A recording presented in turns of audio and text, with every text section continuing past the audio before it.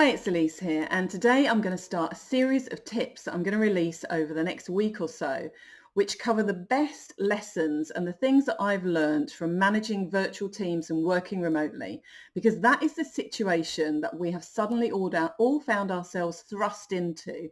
And for many of us, with very little preparation or runway to prepare and teach ourselves what works in these situations. So I've managed virtual teams and worked remotely for more than 20 years. So here I'm going to share the lessons that I've learned and some of the things that I know really work well. So here's tip number one. The first tip is all about getting organized. Now, the world that we are living in today is drastically different to a couple of weeks ago and maybe even last week.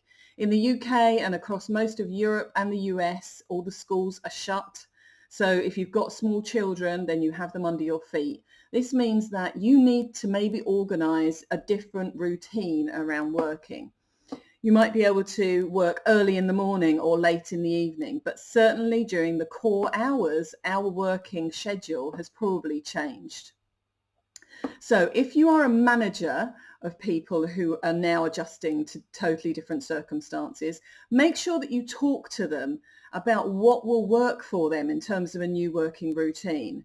Give them permission, be explicit to say that it's okay to work around your children, to make sure that your children are properly looked after and that you can create some space dedicated to them during the day and maybe fit in your working around the beginning and end of the day.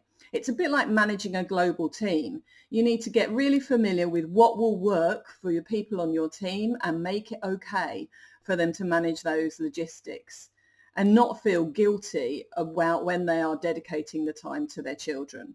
Now, if you're an individual contributor, think about what's going to work for you in terms of your hours.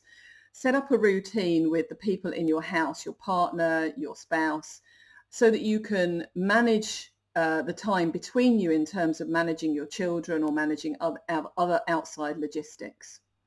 So my first tip is all about routine. Now, if you're a manager, think about when can you be available to your team. If we've suddenly gone with no notice from working as a close physical team to all working scattered and remotely, this can be a very big shock to the dynamic of the team and how you normally interact with each other. So one of the ideas I've got for you, if you're a manager, is to set up what I call open hours. Now, you might have an open hour in the morning and you might have another one in the evening.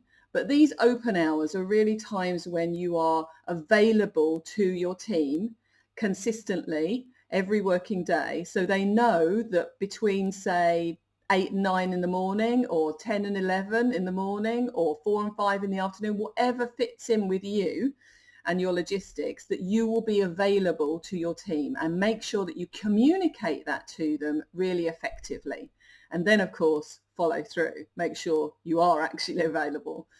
So that's my first tip. It's all about setting up a new routine, thinking carefully about what's going to work for you and communicating that to your manager. Also, if you're a leader, you need to have these conversations individually. And if you're part of a larger organization, think about your other stakeholders, think about your peers and the other people that you need to interact with. Communicate to them what your new working hours are.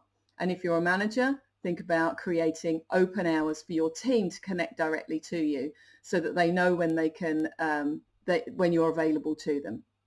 Okay, so that's tip number one. I'll be back tomorrow with many more tips.